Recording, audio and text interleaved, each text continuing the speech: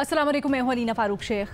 पाकिस्तान इस वक्त ऐसा मालूम होता है ख़ारजा महाज पर छाया हुआ है। आप देख लें, ईरानी आज प्रेसिडेंट का दौरा था, उसमें फिर आप देख लें पाकिस्तान और भारत की जो झड़प हुई उसमें पाकिस्तान ने जिस तरह से अपना केस प्रेजेंट किया, ख़ारजा महाज के ऊपर जिस तरह से रवाबित कायम किए, उसमें बड़ा बोलबाला हुआ पाकिस्तान का। फिर पाकिस्तान अमरीका के जो ताल्लुकात बड़े अरसे से सर्दमोहरी थी, अब एक बड़े अच्छे कंफर्टेबल और बल्कि अब गुड बुक्स में पाकिस्तान का शुमार होता है अमेरिका के ताल्लुकात के लिहाज से।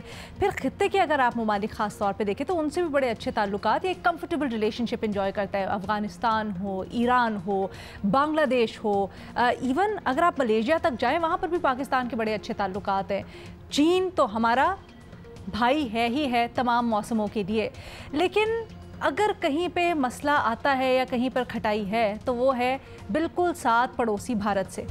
भारत के साथ पाकिस्तान के ताल्लुकात क्यों नहीं अच्छे, ये भारत के साथ पाकिस्तान की चपकदिश क्यों है, ये ज़रा आज एक्सप्लोर करते हैं कि जब पूरी दुनिया के साथ इतने अच्छे ताल्लुकात, सारे बाकी खित्ते के ममालिक के साथ इतने अच्छे ताल्लुकात, तो फिर क्या वजह है कि इम्कान भी नहीं कोई नज़र आता कि भारत और पाकिस्तान के ताल्लुकात में कोई बेहतरी, कोई बर्फ़ पिघले, कुछ ज़रा कोई तो रोशनी नज़र आए। ऐसा क्यों है? हमें ज्वाइन करें इस डिस्कशन के लिए इरशाद भट्टी साहब, फ़खर दुरानी साहब, अहमद सरफराज साहब, आसिफ बशीर चौधरी साहब आज मेरे साथ स्टूडियोज़ में मौजूद हैं। Welcome to Karachi studios Asif भाई।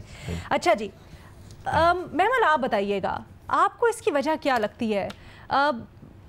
पाकिस्तान एक वक्त में ख़ारजा महाज पर आइसोलेशन में था और इसके ऊपर हम बड़ी दफ़ा बात भी कर चुके हैं, बट अब पाकिस्तान बड़ा अहम होता हुआ नज़र आता है, ख़ित्ते में ख़ास तौर पे देखें या दुनिया में बिलुमूम देखें। इसकी वजह क्या है? देखिए रीना, अगर आप ओवरऑल देखें कि जब फॉल ऑफ काबुल हुआ तो उस वक्त पाकिस्तान जो है डिप्लोमेटिक आइसोलेशन में चला गया, कि एक तरफ तो ये था कि जो हमारी प्रो अफगान तालिबान पॉलिसीज को जो है वो दुनिया में इस नज़र से देखा जा रहा था कि शायद उसने भी इसके अंदर कोई किरदार अदा किया है जो पाकिस्तान की सपोर्ट थी। दूसरा ये कि दूसरी तरफ भारतीय प्रोपेगेंडा जो था वो पाकिस्तान के खिलाफ एक अरूज के ऊपर था। और आपको मालूम है कि भारत की एक दुनिया के लिए और खासतौर पर वेस्टर्न ममालिक के लिए एक अफादियत थी कि वो चाइना के लिए काउंटर वेट के तौर पर भी उसे इस्तेमाल करते थे, तो उनका प्रोपेगेंडा सुना भी जाता था। तो एक तो ये वजह थी, और उसमें फिर हमें बहुत टाइम लगा कि ये सारी जो मिथ्स थी या जो सारे झूठ हमारे बारे में बात की गए थे उसको डिस्पेल करने में। और इसीलिए उस वक्त से लेकर अब तक अगर आप देख रहे हैं तो हमारी डिप्लोमेसी किस तरीके से ग्रेजुअली हम कामयाबी की तरफ गए हैं। फिर दूसरी चीज हुई कि भारत का अपना एक जो किरदार था ग्लोबल टेररिज्म के अंदर, वो कनाडा के अंदर असैसिनेशन हो, वो अमेरिका में अटेम्प्ट हो, बाकी इस तरह के मालिक में। और फिर जिस तरीके से उन्होंने झूठ बोला पहलगाम के मौके के ऊपर, जो कि एक्सपोज भी हो गया कि सारे उधर की डिप्लोमेटिक कम्युनिटी ने कहा कि कोई एविडेंस नहीं है इनके पास, और उसके बावजूद इन्होंने पाकिस्तान के ऊपर जो हमला किया, फिर जवाबी कार्रवाई में तो खैर पाकिस्तान ने भी इनको जो है ब्लडी नोज भी दिया। तो खैर एक तो वो चीज़ भी होगी। अच्छा, तीसरी चीज़ अलीना ये है कि दुनिया में एक रियलाइजेशन और भी आ रही है, वो ये है कि ये जो इसराइल पैलेस्टाइन में जेनोसाइड कर रहा है उसकी वजह से जो एक ओवरऑल इंटरनेशनल वर्ल्ड ऑर्डर है वो कोलैप्स करके है। यानी कि आप देखें कि पोस्ट वर्ल्ड वॉर टू एक था, यूएन की सुनी जाती थी, कोई ना कोई ह्यूमन राइट्स और ये सारा कुछ एक था, वो सब कुछ कोलैप्स कर गया। दुनिया को ये नजर आ गया कि अब हर कोई अपने लिए है, तो इसलिए आप छोटे छोटे जो रीजनल ब्लॉक्स भी बनते हैं हमें नजर आ रहे हैं, उनकी भी इम्पोर्टेंस बढ़ गई है। अच्छा, फिर पाकिस्तान ने अपने नेबर यानी ईरान की अगर आप बात करें, हालांकि हमारे अप्स एंड डाउन ज़रूर रहे हैं ताल्लुकात में, उसके बावजूद जब उनके ऊपर मुश्किल वक्त आया तो हमने उनका साथ दिया, हमने उनको आइसोलेट नहीं किया, हमने उनके साथ खड़े हो गए। और आप देखें कि इवन जो सेक्रेटरी रूबियो वाली जो स्टेटमेंट भी थी उसके अंदर भी जिक्र भी हुआ कि पाकिस्तान का क्या इसके अंदर किरदार था। और अब आ जाए आप इंडिया की तरफ। इंडिया के अंदर जो सबसे बड़ा मसला है वो है बीजेपी की एक राइट विंग हिंदुत्व एक्सट्रीमिस्ट जो हुकूमत है, मोदी की जो हुकूमत है, मोदी रजीम जो है, बेसिकली उनकी अब वो अपने नैरेटिव के हॉस्टेज बन गए। उन्होंने नैरेटिव इस हद तक हाई किया, एंटी पाकिस्तान, एंटी मुस्लिम। और मैं आपको कई दफा ये बात बता चुकी हूँ कि एक्चुअली जो पाकिस्तान के बारे में ज्यादा बात होती है वो वहाँ अपने लोकली वो मुस्लिम कम्युनिटी को हिट कर रहे होते हैं, तो वो पाकिस्तान का नाम लेकर भी बहुत ज्यादा टारगेट करते हैं उनको। और फिर एक पाकिस्तान के साथ भी, और फिर उन्होंने अपने आप को एक सुपर पावर समझना शुरू कर दिया। वो समझते थे वो इस खित्ते के इजराइल है, तो वो इतने बड़ी उन्होंने अपने बारे में बातें करनी शुरू कर दी। लेकिन वो एक्सपोज हो गए, खासतौर पर जब मई के अंदर पाकिस्तान और इंडिया का कॉन्फ्लिक्ट हुआ, तो इसके अंदर तो मिलिटरीली एक्सपोज हो गए कि वो उनके जहाज ही मार गिराए। अब तो वो बताते ही नहीं है, जहाज़ों के बारे में बात ही नहीं करते कि कितने गिरे, ना वो बताते हैं कि उनको कितने मिलिट्री लॉसेस हुए। दुनिया के सामने भी एक्सपोज हुए, इंटरनेशनल मीडिया ने भी उन्हें एक्सपोज किया। तो ओवरऑल मोदी रिजीम का मसला ये है कि वो पाकिस्तान के साथ ताल्लुकात किस मुंह से बेहतर करे, क्योंकि वो तो मानते ही नहीं है। हर बात के अंदर तो वो दहशतगर्दी की बात करते हैं। वो किस तरीके से, जब उनके पास कोई सबूत भी नहीं है, दुनिया भी नहीं उनकी बात मान रही, लेकिन वो अपने गोदी मीडिया को क्या जवाब दे, वो अपने आवाम को क्या जवाब दे। आप अभी देख ले ली ना, छोटी सी चीज है, एशिया कप के ऊपर आप देखेंगे क्या रिएक्शन उनके आवाम से आया है, आप क्या रिएक्शन उनके इवन गोदी मीडिया से आया है। तो वो बेसिकली कह रहे हैं कि आप पहलगाम पहलगाम करते हैं, आर्टिस्ट पे बैन लगा दिए, यूट्यूब चैनल्स पाकिस्तान के बंद कर दिए, बाकी आप इतनी आपने बातें की हैं, हवाई बातें की है, लेकिन असल में तो जब आपके मुफाद होते हैं या फाइनेंशियल चीजें होती हैं तो आप ये चीजें सारा पीछे छोड़ देते हैं। तो ओवरऑल इंडिया का एक मसला है कि जब तक ये ठीक है। गवर्नमेंट इनकी सुधरेगी नहीं या समझेगी नहीं कि एक ये रीजनल ट्रेड या रीजनल चीजें या डायलॉग की क्यों बेहतरी के लिए। अच्छा, बट दिस इज़ जरूरी वेरी है, इंटरेस्टिंग ना तब महमल, तक क्योंकि ये आप दूसरी तरफ ये भी कहती हैं कि अवाम में आवाज़ें उठ रही हैं और इस वक्त वो चाहते हैं कि कोई बेहतरी आए। अब वही जो ट्रेडिशनल बयानिया था बीजेपी का, तंग नज़री ख़ास तौर पर, वो ख़त्म हो पाकिस्तान से मुतल्लिक। तो क्या ऐसे में इतना प्रेशर पड़ेगा भारतीय हुकूमत के ऊपर या बीजेपी के ऊपर कि वो इसको आयरन आउट कर सके, छोटी छोटी चीज़ें जो अब कर रहे हैं वो? नहीं ना, मैं ये कह रही हूँ कि वहां की आवाम में भी इतना, क्योंकि ये रेटरिक इन्होंने फैला दिया कि एक्चुअली वो भी अब उधर भी ये नैरेटिव कि पाकिस्तान से बात क्यों कर रहे हो या ये अच्छा। चीजें क्यों कर रहे हो, सवाल करते हैं इस चीज के ऊपर। तो मैं ये कह रही हूँ कि इसको बदलने में उनको माइंड सेट, देखें ये तीसरी गवर्नमेंट है, और जिस टाइम ये मोदी पहली बार तो इलेक्ट बदलने हुआ में था वक्त तो लगेगा? मैं उधर अपने, मैं बहुत वक्त लगेगा रीना, क्योंकि उनकी पूरी जो सोसाइटी का फैब्रिक है ना वो बदल गया है। जिस टाइम मोदी पहली बार इलेक्ट हुआ था तो मैं उधर अपने भारत में अपने सहाफी दोस्तों को ये बात कहती थी कि तुम लोग देखोगे कि तुम लोग की सोसाइटी किस तरह चेंज होगी, किस तरह खतरनाक तरीके से चेंज होगी और बड़ी कंजर्वेटिव और राइट विंग मजीद हो जाएगी। तो वो उस वक्त मानते नहीं थे, लेकिन अब वो चीजें प्रूव हुई और अब वो ये बात करते हैं कि बिल्कुल सही। आप ठीक कहते हाँ। थे, यानी एज एन आउटसाइडर आप ये चीज देख रहे थे जो हम इनसाइड से नहीं देख पा रहे थे उस वक्त। भट्टी साहब, आप क्या वजह समझते हैं? मैडम शेख, बड़ा दिलचस्प सवाल है आपका कि भारत पड़ोसी है, ताल्लुकात बेहतर ना होने की वजह क्या है। मैडम शेख, इसकी वजह है सरेंडर मोदी, इसकी सियासत ही पाकिस्तान दुश्मनी है। आपको याद होगा हसीना वाजिद के साथ एक मुआहदा किया था और मुआहदा उस तस्वीर के आगे किया गया था जहां जो तस्वीर 1971 में हमने हथियार डाले थे। और सरेंडर मोदी साहब कहते हैं कि अमली तौर पर फ़ख्र महसूस करते हैं पाकिस्तान तोड़ने में मैंने अमली तौर पर हिस्सा लिया। मैडम शेख, इसकी वजह है बीजेपी और आरएसएस का फ़लसफ़ा, राष्ट्रीय स्वयं सेवक संघ, हिंदुस्तान हिंदुओं का, मुसलमान और अक़लियतों के दुश्मन, ये मुसलमानों को मुस्लिम तारीख से भी निकाल दो। मैडम शेख, इसकी वजह है अखंड भारत का ख्वाब, खित्ते की चौधराहट। मैडम शेख, इसकी वजह है मसला कश्मीर, मकबूजा कश्मीर, जो ना हल हो रहा है ना मामला आगे बढ़ रहा है। मैडम शेख, इसकी वजह है हमारा माजी, तल्ख हादसों, तल्ख यादों भरा माजी। 47 में ही शुरू हो गया था तकसीम में ज़्यादतियाँ, 1965, 1971, कारगिल और बहुत सारे हादसे और साने। मैडम शेख, इसकी वजह है हमारी जोग्राफियाई रोले, एक किसी के पीछे चीन, किसी के पीछे रूस, किसी के पीछे अमेरिका, बड़ी कुव्वतों के खेल और असला बेचते रहो, लड़ाते रहो, और यानी इंटरनेशनल मैदान बना हुआ है हमारा ख़ित्ता। मैडम शेख, इसकी वजह है ज़ाती अनाओं भरे फ़ैसले, गलत हिकमत अमलियाँ, गलत फ़ैसले, गलत फहमियाँ, और करीब आने के हम दोनों ने बड़े मौक़े ज़ाया किए। माजी में हमने भी बड़े ब्लंडर मारे हैं और भारत ने भी बड़े ब्लंडर मारे हैं, और हम कई मरतबा करीब आए, लेकिन बदकिस्मती हुई कि फिर दूर चले गए। मैडम शेख, इसकी वजह है कायद-ए-आज़म साहब का जल्दी चले जाना, पाकिस्तान के वाहिद और इकलौते रहनुमा और इकलौते लीडर जिनके साथ लीडर और रहनुमा लिखा जा सकता है, कायद-ए-आज़म साहब के बाद हमें कोई कार्बन कापी भी नसीब ना हुई। कायद-ए-आज़म गए, ना कायद रहे, ना कायद का पाकिस्तान रहा। कायद-ए-आज़म साहब 8-10 साल रह जाते तो आज इस खित्ते की सूरत हाल मुख्तलिफ होती। मैडम शेख, 2.25 अरब इंसान हैं इन दो मुल्कों में, 2.25 अरब से ज़्यादा। पूरे खित्ते पर हमारी कशीदगी और लड़ाइयों का असर पड़ रहा है। हम लड़ कर प्रॉक्सीज वार कर के गालिबन अभी तक थके नहीं हैं। पाकिस्तान एक हकीकत है, भारत एक हकीकत है, हम दोनों पड़ोसी हैं, ये एक हकीकत है। मैडम शेख, अक्सर मैं सोचता हूँ और अक्सर मेरी ये ख्वाहिश दिल में आती है कि काश हमारे ताल्लुकात बेहतर होते, एक दूसरे से तिजारत होती, एक दूसरे के यहाँ सरमायाकारी होती, एक दूसरे पर एतमाद होता।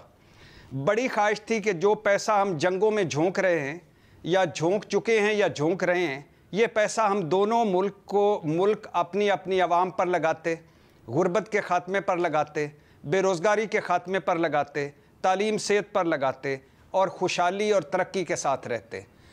मैडम शेख, अभी भी कुछ नहीं गया, अभी भी कुछ नहीं बिगड़ा। अभी भी हमारे दोनों मुल्कों की क़ियादत अगर थोड़ा सा अपने कद से बड़ी हो जाए और इस खित्ते और इस 2.25 अरब इंसानों का सोचे और अपने अपने हालात का सोचे, तो हम दोनों मिलकर किस्मतें बदल जाएंगी अगर हम दोनों मिलकर आगे बढ़े तो। लेकिन अनफॉर्चुनेटली वही कहा है कि तल्ख यादें, तल्ख माजी और तल्ख हाल और मुस्तकबिल में भी कोई खैर की उम्मीद नज़र नहीं आ रही। अच्छा भट्टी साहब, आपने कहा अगर दोनों मुल्कों की क़यादत थोड़ा सा कद दिखाए, लेकिन बार बार कहा यही जाता है और देखने में भी यही आता है कि पाकिस्तान तो बड़ी दफ़ा दोस्ती का हाथ भी बढ़ा चुका है। पाकिस्तान ने तो अभी हाल ही में, बल्कि कल परसों की बात है, वज़ीर आज़म ने खुद मुज़ाकरात की मेज़ पर बैठने की दावत दी भारत को, लेकिन भारत की तरफ से जारहियत होती है और वहाँ से फिर मौक़िफ़ भी ऐसा जारे आता है, कहा जाता है हम तो बैठेंगे ही नहीं इनके साथ। तो ज़्यादा कसूरवार कौन हुआ? मैडम शेख, मौजूदा इस वक्त के हालात में तो डेफिनेटली सरेंडर मोदी साहब हैं, लेकिन ये हमें भूलना नहीं चाहिए कि नवाज शरीफ साहब के दौर में वाजपेयी साहब मीनार पाकिस्तान के नीचे आकर खड़े हो गए थे। और हमें ये भूलना नहीं चाहिए कि परवेज़ मुशर्रफ साहब को अगर कुछ थोड़ा सा लेकिन भट्टी साहब, तब का भारत और आज का भारत बहुत फ़र्क नहीं है क्या? इनका मवाजना किया जा सकता है? नहीं, सुनिए तो सही मैडम शेख के अगर उस वक्त ईंट रखी जा चुकी होती और बाद में कुछ ना होता तो बड़ी चीज़ें मुख्तलिफ होती हैं। और परवेज़ मुशर्रफ दौर में बहुत करीब आ गए थे मसाइल हल होने के लिए। और अभी इमरान खान दौर में हमें पता चलता है, अब बताया जाता है कि मोदी साहब ने पाकिस्तान आना था, कहीं बलूचिस्तान और सिंध की सरहद पर उन्होंने कोई अपने किसी हिंदू वो जो और उसकी इमारत का उधर जा वक्त चंद घंटे गुजारने थे। अच्छा। और फिर इमरान खान के साथ आकर खड़े होना था। लेकिन हमारी वजारत ख़ारजा उस वक़्त की और उस वक़्त के वज़ीर ख़ारजा शाह महमूद कुरैशी और उस वक़्त के इमरान खान साहब की मुलाकात हुई और गालिबन वोटर और सपोर्टर और अपने फ्यूचर के सियासत को मद्देनज़र रखते हुए ये ना हो सका। तो बहुत दफ़ा इस तरह की बहुत अहम बात आप बता रहे हैं। ये कब की बात है एग्जैक्टली? कोई साल बता सकते हैं या कोई एग्जैक्ट मौका? मैडम शेख, ये इमरान खान साहब के गालिबन साल रहता होगा हुकूमत में। ये उस वक़्त की इस्टेब्लिशमेंट और उस वक़्त की जो बैकडोर मुलाकातें थी दुबई में और उस वक़्त के ये सारा बड़ा एक बहुत ज़्यादा एक हुई थी डेवलपमेंट, लेकिन अनफॉर्चुनेटली ये सिरे ना चढ़ सकी। और क्यों? क्या जो एक नैरेटिव बनाया जाता था ख़ास तौर पर एंटी इंडिया, एंटी मोदी, और फिर ज़ाहिर बात है 27 फरवरी भी हुआ था तब, उसकी वजह से नहीं हो सका ये? बहुत सारी चीज़ें मैडम शेख इसमें आई और ख़ास तौर पे जो आई वो ये आई थी कि जो जिस तरह मकबूजा कश्मीर की आज़ाद हैसियत ख़त्म कर दी गई है, तो हम अपने वोटर्स को, हम अपने सपोर्टर्स को, हम अपने आवाम को क्या आगे दिखाएंगे? तो वो दिस इज वेरी इंटरेस्टिंग। अच्छा, इसको जरा आगे बढ़ा। महमल कुछ कहना चाह रही है? भट्टी साहब जो बात करें, इसका जिक्र भी हुआ है कुछ यानी कि इंडियन मीडिया की तरफ से हुआ था, यहाँ पर भी हुई थी बात कि जो दुबई की मीटिंग्स की बात करें, हमारे जो इंटेलिजेंस के चीफ, फिर उधर जो दोवल और इस तरह के लोगों की मुलाकातें थी भी, क्योंकि लेकिन आर्टिकल 370 क्योंकि हो चुका था और उसको इंडिया अंडू करने की जो है उस पर मान नहीं रहा था, तो फिर ये बात जो है वो हमारी जो सिविलियन गवर्नमेंट है वो फिर इसको आगे नहीं उन्होंने बढ़ाया। हालांकि हमारी जो अस्करी क़यादत थी वो चाहती थी कि किसी तरीके से हालात जो है वो नॉर्मलाइज हो जाए। अच्छा, वैसे आर्टिकल 370 के बाद सूरत हाल बिल्कुल मुख्तलिफ, तो उस टेंजेंट में तो ठीक है, make sense for Imran Khan की हुकूमत भी। आसिफ आप बताइएगा, भट्टी साहब ने दो चीज़ें बड़ी अहम कही, हम बीजेपी या हिंदुत्व की पॉलिसी और जो जहन साजी हो गई उसके बाद तो बात करते ही हैं, माजी ऐसा है और कुछ जोग्राफियाई हालात में हमारी मजबूरी है कि हम नहीं ठीक कर सकते मामला दोनों मुल्कों की, क्या आप इससे इत्तेफाक करते हैं? देखें, बुनियादी वजह यह है कि बाकी दुनिया के साथ देखें हमारे ताल्लुकात की एक हिस्ट्री है। कभी ताल्लुकात अच्छे होते हैं, कभी किसी मुल्क से तनाव भी हो जाता है, लेकिन भारत के साथ मुसलसल या तो हालात ख़राब होते हैं या बहुत ख़राब होते हैं। उसकी वजह यह है, सबसे बुनियादी जो बोन ऑफ कंटेंशन है, जो एक कील गड़ी हुई है, वो है मसला कश्मीर। और मसला कश्मीर के ऊपर अक़वाम मुत्तहिदा की करारदादों से लेके आज तक जितने मौक़िफ़ भारत ने तब्दील किए हैं, और अब जो जंग बंदी के मौके पे जो बात कमिट की गई थी और अब वो कह रहे हैं कि किसी तीसरे मुल्क की सालसी तस्लीम नहीं करेंगे और उसको अपना एक हिस्सा करार दे चुके हैं, उसका स्पेशल स्टेटस ख़त्म कर चुके हैं। पाकिस्तान को अभी इसी वीक में जो ख़त्म हो रहा है, उन्होंने पहलगाम का ज़िम्मेदार करार दिया, दहशतगर्दी का जो है ज़िम्मेदार करार दिया अपने मुल्क में। तो पाकिस्तान के हालात इंडिया के साथ कैसे नॉर्मलाइज हो सकते हैं? अफसोस की बात यह है कि दुनिया की सबसे बड़ी जमहूरियत कहलाने वाले मुल्क में एक इंतहा पसंद हुक्मरान जमात जो है इस वक्त बैठी हुई है। और उससे भी ज़्यादा अफसोस की बात यह है कि पाकिस्तान के ऊपर इल्ज़ाम तराशी को अपने सियासी बयानिया बनाया जाता है। इंतखाबात में कामयाबी के जब भी इंतखाबात आते हैं, पाकिस्तान के ऊपर इल्ज़ामात लगते हैं, पाकिस्तान पे इल्ज़ाम तराशी की जाती है। अवाम का एक जहन बना दिया गया कि पाकिस्तान को गाली देने वाले लीडर को इंडिया में ज़्यादा मुहिब वतन समझा जाता है, उसको ज़्यादा नंबर मिलते हैं, और एक मुकाबला होता है सियासी जमातों के दरमियान कि कौन पाकिस्तान को सबसे ज़्यादा इल्ज़ामात लगाएगा। ये बहुत ही ज़्यादा बदकिस्मती की बात है कि दोनों पड़ोसी मुल्क जो, क्योंकि हम पड़ोसी नहीं चेंज कर सकते, हम अपने दोस्त चेंज कर सकते हैं, पड़ोसी नहीं चेंज कर सकते। बड़ी संजीदा कोशिशें हुई। अभी भट्टी साहब जिस बारे में जिक्र कर रहे थे, आर्टिकल 370 से पहले की बात है, और मुझे ये भी पता है कि 3 दिन का विज़िट होना था मोदी साहब का, और ये शायद लंबा तरीन विज़िट होता किसी भारतीय वज़ीर आज़म का। बिल्कुल मंदिर में उन्होंने जो है वो इबादत करनी थी, वहाँ से स्टार्ट होना था। साहिल पे इमरान खान के साथ उन्होंने वॉक करनी थी। ये अपना कराची का सी व्यू, ये बलोचिस्तान और इसके साहिल इलाके में कदीमी मंदिर है, और वहाँ पे उन्होंने इबादत से अपने दौरे का आगाज़ करना था। और बड़ी काफ़ी सारी ये उन दिनों की बातें हैं जब बैक चैनल डिप्लोमेसी में हम इस हद तक आ गए थे कि हम बॉर्डर को सॉफ्ट करने की और कश्मीर के मसले के हल के बहुत करीब उसी तरह पहुंच गए थे जिस तरह एक मरतबा जनरल मुशर्रफ के ज़माने में पहुंच गए थे। लेकिन फिर अचानक काबीना के एजेंडे से तिजारत के हवाले से जो आइटम्स थे उन्हें हटा दिया गया, और जो है बिल्कुल फ़ॉरेन ऑफिस का, हमारी सिक्योरिटी इस्टेब्लिशमेंट की जो सोच और अप्रोच थी उसके बिल्कुल अगेंस्ट एक बयानिया सामने आया। तो खैर ये बातें हुई हैं, माजी में हुई हैं। ये क्यों हुआ? ये इसलिए हुआ कि वज़ीर ख़ारजा ने जो थे, उन्होंने शाह महमूद कुरैशी, उन्होंने वज़ीर आज़म को बावर करवाया कि अगर आप इन मामलात को आगे लेके चलेंगे तो सियासी तौर पे आपको नुकसान होगा। तो जिसके बाद ये सारा अमल जो है वो रोक दिया गया।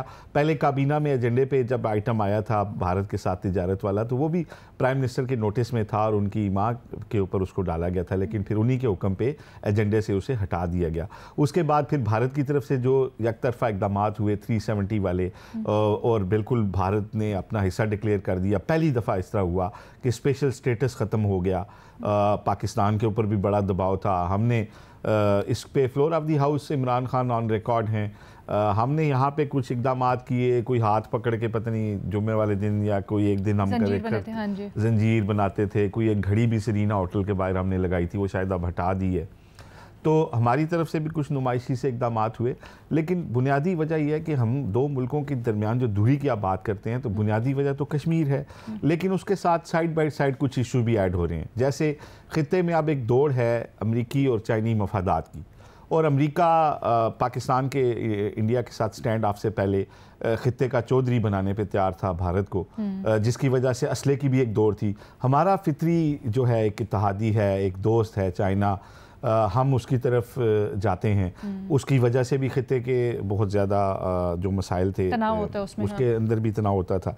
उसके अलावा एक जो सबसे अफसोसनाक बात यह है कि हम अगर इंडिया जाते हैं बतौर जर्नलिस्ट, कई मरतबा मुझे 3 मरतबा जाने का इत्तफाक हुआ है, तो हम जाके देखते हैं कि वहाँ लोगों के अंदर किसी किस्म की नफरत नहीं है। इसी तरह जो लोग भारत से इधर आते हैं वो भी वापसी पे और हमें खुद कह रहे होते हैं कि यहाँ बड़ा प्यार मिला है, आप लोगों ने किसी नफरत का इजहार नहीं किया। लेकिन अफसोस इस बात का है कि एक अवामी बयानिया बनाया जा रहा है कि जो है पाकिस्तान से नफरत, पाकिस्तान के ऊपर दहशतगर्दी के इल्ज़ामात, पाकिस्तान को एक जो है ना एक बुरे करैक्टर के तौर पे उसको दिखाना जो है एक सियासी बयानिया और एक वो बना दिया गया है। और अब पहली दफ़ा हम देखते हैं कि लोग भी इस तरह के बयानियों के ऊपर खड़े होते हैं, इनके ऊपर वोट डालते हैं। ये सबसे ज़्यादा ख़तरनाक बात है कि लोगों के दिलों में नफरत डाल दी जाए। क्यों वो जो मूवीज़ में यही देखेंगे, चीज़ों में हर वक्त अखबारों में यही पढ़ेंगे, टीवी के ऊपर यही देखेंगे, तो फिर असर तो होता है ना। ये दिलचस्प मौक़िफ़ है, इसके ऊपर मज़ीद बात करनी है हमने। फ़खर दुरानी साहब की राय जानेंगे, लेकिन एक ब्रेक के बाद। Welcome back. फ़खर दुरानी साहब, क्या कश्मीर ही बुनियादी वजह है और क्या इससे निकलना मुमकिन है, या आप समझते हैं और भी चीज़ें हैं जो दरमियान में फैक्टर इन करती हैं? शुक्रिया लीना। देखें, कश्मीर तो पिछले 75-77 साल से ही दोनों ममालिक के दरमियान एक बोन ऑफ कंटेंशन है, वो तो एक बुनियादी मसला है।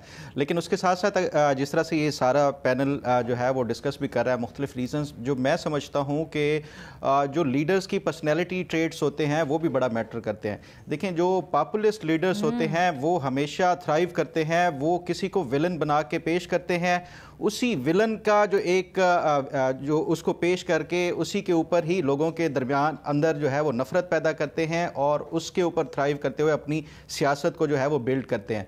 मोदी का अगर आप देखें, जो इन्होंने सियासी करियर शुरू किया वो पहले एंटी मुस्लिम शुरू किया, गुजरात के चीफ मिनिस्टर के तौर के ऊपर सब जानते हैं।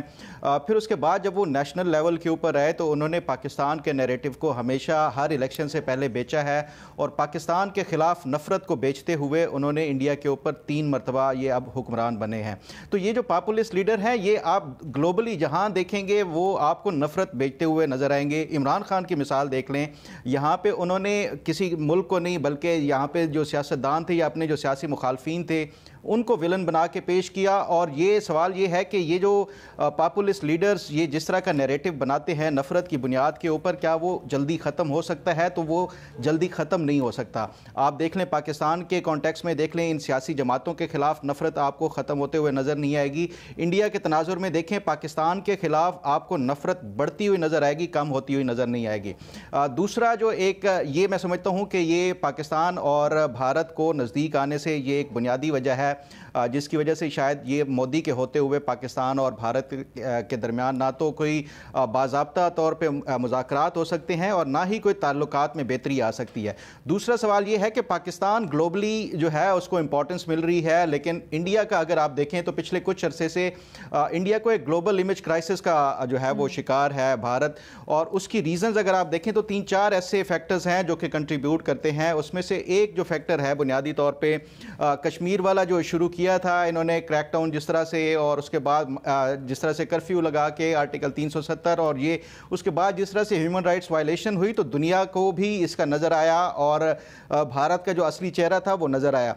दूसरा अगर आप देखें तो उसमें जो सबसे इंपॉर्टेंट कंट्रीब्यूट किया वो भारत की बढ़ती हुई दूसरे ममालिक में और दूसरे ममालिक की सरजमीन में पॉलिटिकल एक्टिविटीज़ का देख लें, और वो भी जो ग्लोबल पावर्स थी। अमेरिका के अंदर इन्होंने कोशिश की प्लॉट जो पकड़ा गया इनका कि सिख जो खालिस्तानी लीडर्स थे उनको मारने के हवाले से।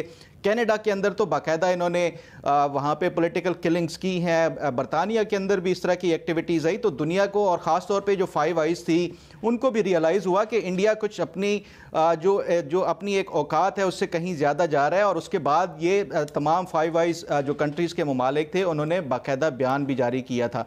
फिर उसके बाद अभी जो रिसेंटली 2 क्राइसिस हुए उसमें भारत का जो किरदार था उसके ऊपर भी दुनिया ने शकूक व शुबहात का इजहार किया। ख़ासतौर पे जो रशिया और यूक्रेन वॉर में इंडिया ने बज़ाहिर तो ये कहा कि हम न्यूट्रल हैं, लेकिन उसके साथ साथ आप देख लें जिस तरह से अमेरिका बार बार ये रियलाइज़ करा रहा है कि अमेरिका जो भारत है वो रूस से ऑयल इंपोर्ट करता रहा है, और उसके साथ साथ ईरान के हवाले से भी कुछ तहफ़्फ़ुज़ात और ख़दशात थे। यही वजह है कि कल भारत की 7 कंपनीज़ को भी सेंक्शन किया गया है। और उसके साथ साथ जो मुस्लिम वर्ल्ड में भारत के हवाले से था वो गज़ा के मामले के ऊपर जो भारत का इसराइल का साथ देना था, तो ये वो तमाम फैक्टर्स थे जिसकी बुनियाद के ऊपर भारत जो है रिसेंटली ग्लोबल इमेज क्राइसिस का शिकार हुआ और पाकिस्तान को दोबारा से अहमियत मिलना शुरू हुई। आज का अगर आप बयान देखें जिसमें अमेरिका के जो सेक्रेटरी हैं ट्रेजरी के, जो वजीर ख़जाना है, उन्होंने बड़ा एक इंपॉर्टेंट बयान दिया। वो कहते हैं कि भारत रूस से तेल लेता है, खाम तेल लेता है, उसको रिफाइन करता है और दुनिया को बेचता है और ये समझता है कि वो कोई बहुत बड़ी ग्लोबल पावर है। तो ये ऐसा नहीं है। तो ये भारत को अब जो दुनिया जो है, मैं समझता हूँ कि रियलाइज़ करना शुरू कर दिया है कि जितनी अहमियत एक चाइना को काउंटर करने के फैक्टर की वजह से दी जा रही थी भारत को, उसकी रियलिटी कुछ डिफरेंट है। और पाकिस्तान ने जो रियलिटी चेक दिया है तो उसकी वजह से दुनिया ने अब पाकिस्तान की तरफ देखना शुरू किया है और उसको I come back to Pakistan Bharat ताल्लुकात दोबारा से, क्योंकि मेरा एक सवाल भी है, लेकिन भट्टी साहब उससे पहले कुछ ऐड करना चाहते हैं। भट्टी साहब। मैडम शेख, बिलाशुबा मैंने जैसे कहा कि सरेंडर मोदी साहब के जो सियासत है या बाकी सारा कुछ है या जो कुछ आपके सामने रखा उसमें कोई शक नहीं, लेकिन इमरान खान दौर में मैं फिर एक मरतबा कह रहा हूँ कि इमरान खान दौर में यही मोदी साहब तैयार हो गए थे आने के लिए, विज़िट के लिए, इमरान खान साहब के साथ खड़े होने के लिए। और ये 370 से पहले, ये जो आर्टिकल 370 मकबूजा कश्मीर में लगाया गया है, उससे पहले एफर्ट्स शुरू हुई थी। और आपको याद होगा इमरान खान साहब ने एक बयान दिया था कि मोदी जीतेगा तो हालात बेहतर होंगे और मोदी ही हालात बेहतर कर सकता है इस खित्ते के। और फिर आपको ये भी याद होगा कि इमरान खान साहब के टेलीफोन का जवाब तक मोदी साहब ने नहीं दिया था। तो उसकी वजह क्या थी? मोदी जीतेगा ही तो हालात बेहतर होंगे, क्योंकि बैकडोर पे बहुत सारी चीज़ें हो रही थी और ये सारा कुछ चल रहा था। और फिर आ गया उनका इलेक्शन, जैसे मैमल ने कहा, फिर आ गया उनका इलेक्शन, फिर मिला ना टाइम, और फिर आगे आ गया 370। और फिर उसके बाद अगर उस वक़्त वज़ीर ख़ारजा शाह महमूद कुरैशी साहब और वज़ारत ख़ारजा और इमरान खान साहब अपनी उस वक्त की इस्टेब्लिशमेंट के साथ खड़े हो जाते और बयानिया ना बनता, तो हो सकता है मुझे उसमें हतमी कोई मैं राय नहीं दे सकता, लेकिन मुझे ऐसा लगता है कि उस वक्त बहुत सारी चीज़ें बेहतर हो सकती थी। भट्टी साहब, दैट्स वेरी इंटरेस्टिंग। लेकिन इस तरह यहाँ से तो माजरत के साथ इस तरह मालूम होता है कि शायद ये हमारी सियासी तौर पर बैड कॉल थी। अगर हम उस वक्त कह देते कि आ जाएं मोदी या उस दौरे को हम वर्क्स में डाल देते तो कुछ ना कुछ राह निकल सकती थी। जी मैडम शेख, उस वक्त सूरत हाल ये थी कि बहुत सारी एफर्ट्स हुई दुबई में, मुलाकातें, बहुत सारी मैराथन मीटिंग मुलाकातें हुई थी और बहुत सारी चीज़ें तो फिर यहाँ पे सेटल हो गई। यहाँ पर तो सर फिर हमारी अप्रोच को भी थोड़ा सा या हमारी सियासी अप्रोच को भी थोड़ा सा आपको करना पड़ेगा ना, एक्नॉलेज, ये गलत थी। जी जी जी जी नहीं बिल्कुल उस वक्त अगर ये बर वक्त फैसला ले जाते तो बहुत बेहतर हो सकता था। डिले किया और डिले करते गए और फिर उसके बाद तो सर फिर जाहिर बात है हालात बन ही जाते हैं। कुछ कहना चाह रहे हैं? इसमें थोड़ा सा करेक्शन करना चाहता हूँ वाकयात की जी। वो ये है कि देखें, इमरान खान साहब के और मोदी साहब के तो तल्कात कभी भी कोई अच्छे नहीं रहे, क्योंकि ना सिर्फ ये कि मोदी साहब ने बुलाया नहीं था किसी को ओथ टेकिंग पे, ठीक है, तो पहले उन्होंने बुलाया था मियां साहब को, अगर आपको याद हो। तो देखें और इमरान खान साहब ऑन रिकॉर्ड हैं कि उन्होंने कहा था कि ये छोटा आदमी वज़ीर आज़म बन गया है, चाय बेचने वाला आदमी जो है वज़ीर आज़म बन गया है। और फिर ये भी ऑन द रिकॉर्ड है कि वो फ़ोन जो हैं इन दोनों फ़ोन पे भी बात नहीं होती थी, ठीक है। ये जो बातचीत हुई थी ये बैक चैनल्स पे हुई थी, ठीक है। वज़ीर आज़म इमरान खान साहब जो हैं उनकी तायद हासिल थी इस बातचीत को, वो लूप में थे। लेकिन 11th आवर पे और उस दिन जिस दिन एजेंडे में कुछ चीज़ें शामिल थी, भारत के साथ ट्रेड का मामला था, उस दिन जब पॉलिसी चेंज हुई अचानक, जो वज़ीर ख़ारजा थे उन्होंने नहीं पता कि उनको किन हलकों ने इस बात पे कन्विंस किया और उन्होंने फिर प्राइम मिनिस्टर को कन्विंस किया और जो बैकआउट हुआ वो हमारी तरफ से हुआ। और उससे पहले जो बातचीत थी वो भी प्राइम मिनिस्टर की इजाज़त से हो रही थी, तो उसका हमें फिर अल्टीमेटली एक नुकसान हुआ और चीज़ें डिट्रैक हो गई। आप कहीं ये इशारा करना चाह रहे हैं कि कहीं ना कहीं सियासी क़यादत थी बट रियासत की तरफ से कुछ रुकावट थी जो शाह महमूद के थ्रू कन्वे की गई? नहीं, रियासत के जो उस वक्त के बाजवा साहब अगर मैं नाम ले लूं तो वो तो चाह रहे थे कि जो है वो चीज़ें सेटल हों।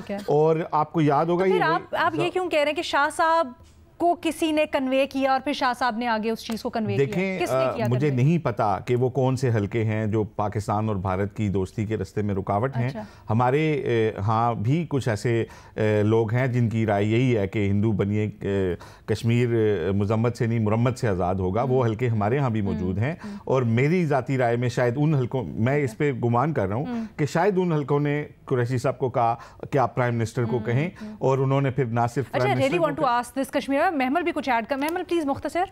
जी अलीना, पहली चीज तो ये है कि ये वैसे मैं बताती चलूँ कि ओवरऑल हम यहाँ पर ये देखते थे पाकिस्तान के अंदर, इवन मोदी मियां नवाज शरीफ के टाइम में भी इधर आए थे, कि उसके बाद हमारी जो एस्टैब्लिशमेंट थी उन्होंने बहुत सारी रुकावटें खड़ी कर दी थी। वो नहीं चाहते थे कि नॉर्मलाइज हों रिलेशंस। तो अगर आप पीएमएलएन के उस दौर की बात करें तो उस वक्त ज़रूर ये चीज़ें, क्योंकि मोदी भी नए नए आए थे, आपको पता है कि वो जब इलेक्ट हुए थे उनको भी इतना टाइम नहीं हुआ था, तो वो उनकी पहली दौर हुकूमत था। उसके अंदर हालात बेहतर होने के बिल्कुल मौका था, लेकिन उस वक्त एक इस्टेब्लिशमेंट ने उसको चीज़ को रोका। लेकिन जब मोदी की दूसरी गवर्नमेंट आई, बिल्कुल ये एफर्ट जरूर हो रही होंगी बैकडोर के ऊपर, लेकिन आप देखें कि मई में वो इलेक्ट होते हैं और अगस्त के अंदर जो है 2019 में ये आर्टिकल 370 हो जाता है।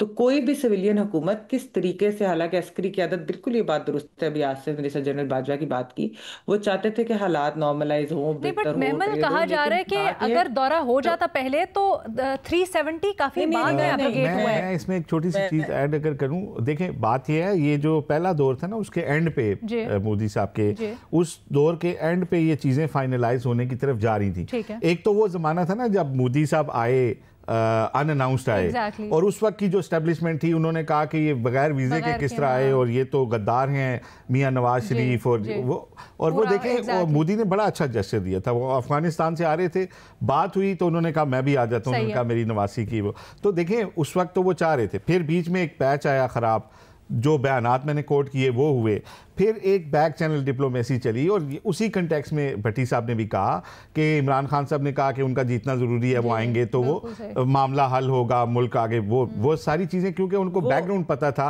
कि क्या चीज़ें पाइपलाइन में है। बिल्कुल सही। लेकिन जब हमारे कोर्ट में गेंद आया और हमने इब्तदाई तौर पर कुछ चीज़ें काबीना के अंदर रखी और उसमें से जब हमने क्विट किया तो वो सारा मामला जो था वो चौपट हो। अलीना, इसमें सॉरी, मैं इसमें मेरा थोड़ा सा पॉइंट ऑफ व्यू डिफरेंट है इस चीज में। मैं समझती हूँ कि जो मोदी की जो दूसरी गवर्नमेंट थी वो एक्चुअली, एक तो खैर आपको पता है कि बहुत हैवी मेजोरिटी के साथ आई थी, किस तरीके से जीत के आई थी। उससे पहले जो था वो पुलवामा और वो सारा कुछ जो हुआ था, तो एक माहौल ऐसा बन गया था कि मोदी बेशक ये बैकडोर पे जो कुछ चल रहा था, पाकिस्तान उस वक्त वो मोदी इस तरीके से बात नहीं करना चाह रहा था। यानी ये हम अपने आप को सेकेंड अटेम्प्ट पे हमें ब्लेम नहीं करना चाहिए। मैं पहली चीज पे जरूर कहूंगी कि जिस टाइम मोदी अनाउंस्ड आया उसके बाद जो है वो रास्ते खुल रहे थे, बहुत सारी ऐसी चीजें, लेकिन हमारी एस्टेब्लिशमेंट ने उस वक्त रोका।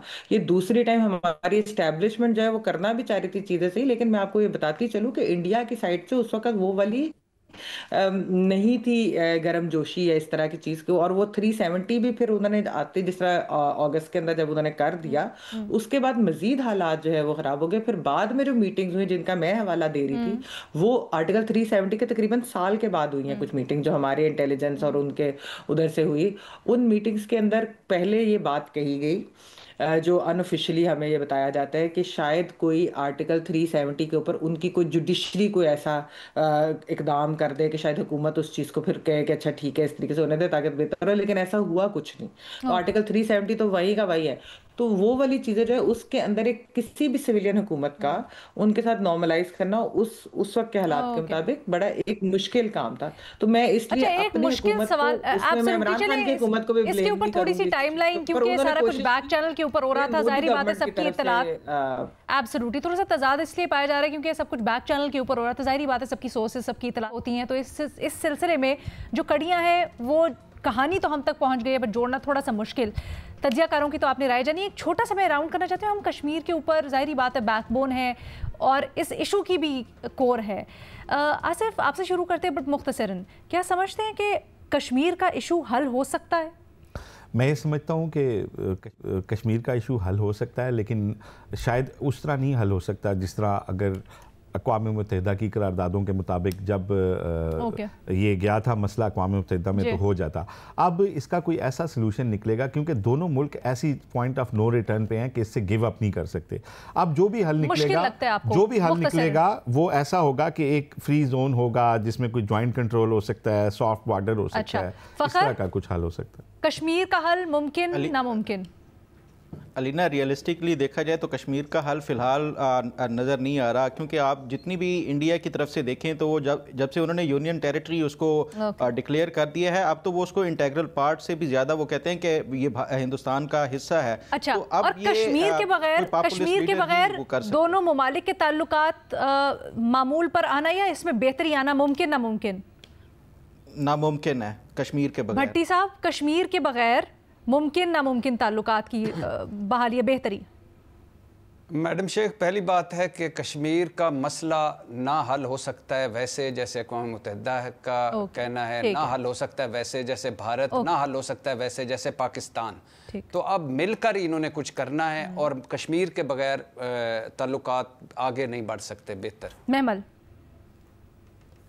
देखिए रीना, बातचीत का आगाज बिल्कुल हो सकता है, लेकिन उस बातचीत के अंदर कश्मीर का मौजू भी जेर बहस होगा। ये नहीं हो सकता कि जिस तरह भारत कहता है कि वो उस पर बात ही नहीं करना चाहते, ये नहीं हो सकता। दूसरी चीज़ है लीना कि जो इसकी सोल्यूशन है, जो भट्टी साहब बात करें वो दुरुस्त है कि शायद जिस तरीके की हम चाहते हैं या जो भारत चाहता है या अक़वाम मुत्तहिदा है वो वाली चीज़ ना हो, लेकिन जो एक मुशर्रफ दौर के अंदर एक 4 पॉइंट एजेंडा जो था वो दिया गया था, एक सोल्यूशन जो कि वहाँ के, मैं आपको ये बताती चलूँ कि मकबूजा कश्मीर के सहाफ़ियों से जब भी मेरी मुलाकात होती थी वो कहते थे इससे बेहतर सोल्यूशन नहीं है, इससे बेहतर प्रैक्टिकल सोल्यूशन नहीं है, क्योंकि जो दोनों मुल्कों के हालात है तो बेहतर है कि अगर इस तरह की कोई सोल्यूशन के ऊपर हम अगर आ जाए इवेंचुअली तो जी। लेकिन कितना अनफॉर्चुनेट है, हमने दुनिया से भी कुछ नहीं और भी यूनियन के ममालिक देखे कितने सालों तक लड़ते रहे, जंगें हुई, सब कुछ, लेकिन फिर सब ने आकर इस चीज़ के ऊपर इत्तेफाक किया कि हल यही है कि बैठें, एक साथ चलें, जिस तरह के भी हालात, जिस तरह के भी इख्तलाफात, लेकिन आगे बढ़ने का रास्ता साथ बैठने में, एक साथ आगे बढ़ने में है। काश भारत और पाकिस्तान भी ये समझ लें, लेकिन हमारे तज्ज़ियाकार इससे ज़रा मुख्तलिफ समझते हैं कि अगर ज़मीनी हक़ाइक़ को देखा जाए तो ऐसा अभी फ़िल वक्त तो मुमकिन नज़र नहीं आता। विद दैट एक ब्रेक, आपके सवालों के साथ वापस आएंगे। वेलकम बैक जी। आप लोगों के भेजे गए सवाल तज्ज़ियाकारों के सामने रखते हैं। भट्टी साहब से पहला सवाल करते हैं। भट्टी साहब, कासिम खान, इमरान खान के बेटे कासिम ने कहा है कि अमरीकी सदर वो वाहिद आलमी रहनुमा हैं जो उनके वालिद की रिहाई पर असर डाल सकते हैं। क्या इमरान खान के बच्चों के अमेरिका से मदद मांगना है, इस तरह के बयानात पीटीआई और उनके वालिद के बयानिए को नुकसान पहुंचा रहे हैं? मैडम शेख, जहाँ तक इमरान खान साहब की बात है वो 3 मरतबा कह चुके हैं कि मैंने रिहा होना है पाकिस्तानी अदालतों से, ट्रंप साहब आएँ या ना आएँ मुझे कोई फ़र्क नहीं पड़ता। हाँ, ट्रंप साहब से मुझे न्यूट्रल रहने की तवक्को है। इमरान खान साहब तो कभी भी उन्होंने बात नहीं की कि मुझे ट्रंप से रिहाई चाहिए। हाँ, पाकिस्तान, जहाँ तक आपका ये सवाल है कि पाकिस्तान तहरीक इंसाफ के बयानिए को नुकसान पहुँचा रहे हैं, तो पाकिस्तान तहरीक इंसाफ का बयानिया है ही यही कि ट्रंप आवेगा, सब नू लग पता जावेगा, मतलब ट्रंप साहब सदर बनेंगे, टेलीफोन आएगा या इमरान खान साहब की रिहाई में किरदार अदा किया जाएगा।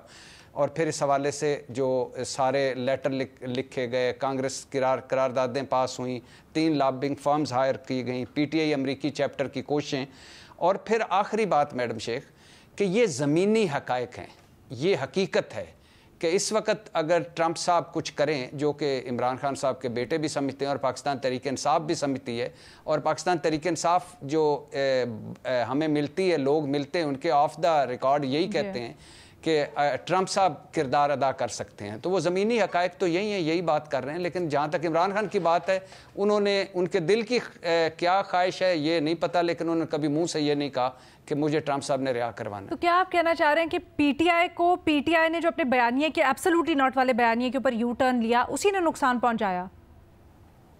Absolutely not. तो मैडम शेख, उसका अगला जुमला आप भूल गई हैं कि हम गुलाम थोड़ी हैं, बराबरी की सतह पर ताल्लुकात होने चाहिए। तो वो अब तो वो कह रहे हैं कि जो मर्जी हो जाए मुझे आके निकाल लो बस। अभी आपने कहा नहीं, इमरान खान साहब ने तो बिल्कुल नहीं कहा। सर अभी आपने कहा उनकी पार्टी का ये बयानिया है, आपने कहा पीटीआई का तो बयानिया यही है। पार्टी तो sir PTI is Imran Khan, Imran Khan is PTI, आप खुद ही कह चुके हैं। नहीं, not at all. Imran Khan is PTI और पाकिस्तान तहरीक इंसाफ समझती है कि अदालतें, पार्लियामेंट, इलेक्शन या ये सारा हम भुगता चुके, तो अब हमें अगर रिलीफ कोई मिल सकता है बाहर से तो वो ट्रंप साहब दे सकते हैं, ये वो कहते हैं। तो पार्टी कहती है, इमरान खान नहीं कहते। भट्टी साहब कंफ्यूज चल रहे हैं आप थोड़ा सा, और हमें भी कर रहे हैं। जी शुक्रिया, मैं यही कोशिश कर रहा हूँ। अच्छा, मतलब आप साफ साफ कह देते ना, आप जवाब नहीं देना चाहते इसको, तो हम कहते चले कोई बात नहीं। मैडम शेख, मैं कोई गुलाम थोड़ी हूँ आपका। Absolutely not. Thank you so much Bhatti साहब। महमल से सवाल करते हैं। महमल, तहरीक तहफ़्फ़ुज़ आईन पाकिस्तान का जो एलामिया कल APC के बाद आया है, उसमें एक नए लाहे अमल और मुश्तरका लाहे अमल की ज़रूरत पर जोर दिया गया, लेकिन क्या समझती है तमाम जो अपोजिशन पार्टीज़ हैं उनको शामिल ना होना मुतासिर कर सकता है इस कोशिश को अपोजिशन की?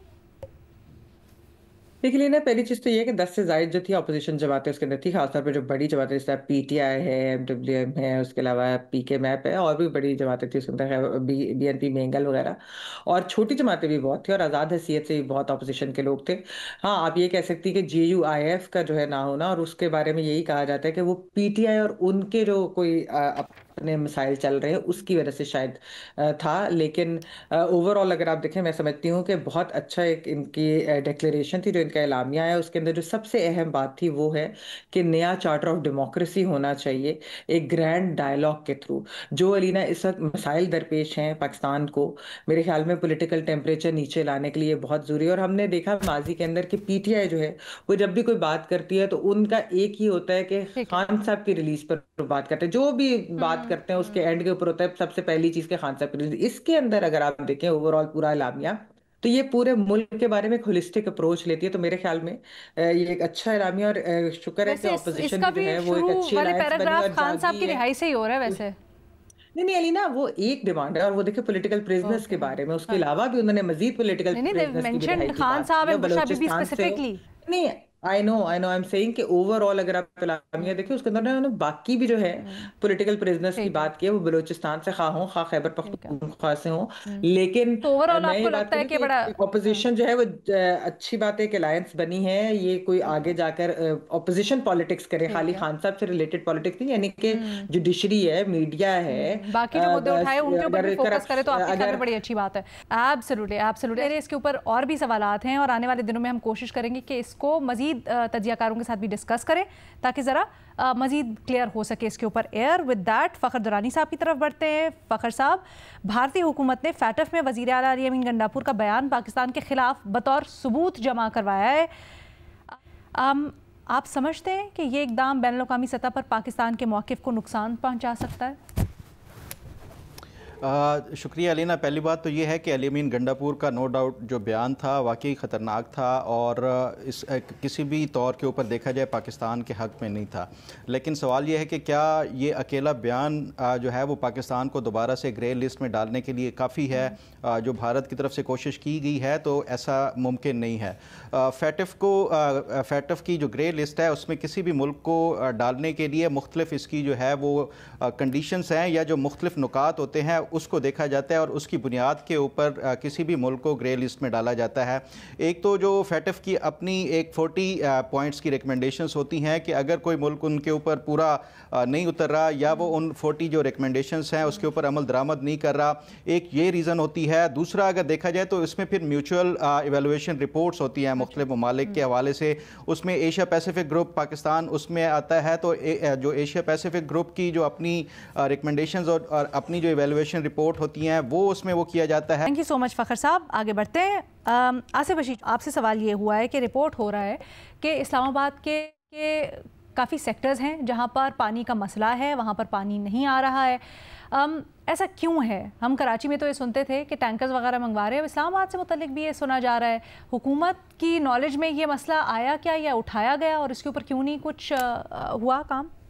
जी देखें, पाकिस्तान में पूरे मुल्क की तरह इस्लामाबाद में भी पानी का मसला है, लेकिन शायद उतना संगीन नहीं है। पूरे मुल्क में देख लें कि हमारे पास रिजर्वायर्स की कमी है, हम पानी स्टोर नहीं कर रहे। मीठा पानी, कई अरब डॉलर का मीठा पानी जो है वो हर साल ज़ाया होता है। फ्लड्स आते हैं, हम डूब जाते हैं, लेकिन बाद में पानी की कमी का शिकार रहते हैं। इस्लामाबाद का अगर मैं आपसे कहूँ तो 70,000 की आबादी के लिए प्लान किया गया था ये शहर, और इस वक्त इसके सारे मज़ाफ़ाती इलाके मिला के तो 30 लाख से ज़्यादा लोग यहाँ पे रह रहे हैं। तो डेफिनेटली पानी की, क्योंकि आबादी जिस तरह से बढ़ रही है और अभी भी सबसे ज़्यादा जो माइग्रेट होकर आ रहे हैं लोग वो इस्लामाबाद आ रहे हैं, तो अफसोस की बात यह है कि हमारे यहाँ हर साल 2 साल में नए अंडर पासिस बन रहे हैं, ओवर हेड ब्रिजेस बन रहे हैं, सड़कें चौड़ी हो रही हैं, लेकिन गुज़श्ता 39 ईयर्स से पीने के पानी का कोई मंसूबा इस्लामाबाद के लिए जो है वो नहीं उसमें बनाया गया। और आबादी जिस तरह से बढ़ रही है तो बड़ी मुश्किल से पीने का पानी जो है वो पूरा हो रहा है। जी सेक्टर जो हैं, आई सेक्टर जो हैं, इनके अंदर पानी की किल्लत है, कई दिन पानी की नहीं तरफ ज़ाहिरी बात है तवज्जो दिलाया भी गया होगा इस तरफ, कुछ हुआ इसमें, कुछ क्यों नहीं हो रहा? देखें, अगर इस्लामाबाद के पानी के पीने का मसला हल करना है तो उसके लिए हमें कोई बहुत बड़ा डैम नहीं चाहिए, जो है काला बाग डैम की तरह का या तरबेला डैम की तरह का। हमें छोटे वाटर रिजर्वायर्स बनाने हैं जो डिस्ट्रिक्ट एडमिनिस्ट्रेशन ने बनाने हैं। कमिश्नर लेवल का ये काम है और ये मैं ये समझता हूँ कि ये सिर्फ़ और सिर्फ गफलत है। हमारी शॉपिंग लिस्ट में बुनियादी ज़रूरत की, ज़िंदगी की गुजारने की सबसे बुनियादी चीज़ पानी शामिल नहीं है। इस्लामाबाद हमने ये इशू आज उठा दिया, हम उम्मीद करते हैं हमारे प्लेटफॉर्म से आवाज़ जो इख्तियार के ऐवानात हैं, ऐवान हैं, उन तक पहुँचेगी, अरबाब इख्तियार तक पहुँचेगी और इस चीज़ के ऊपर काम होगा, इसको संजीदगी से देखा जाएगा। इजाज़त दें, अल्लाह हाफ़िज़।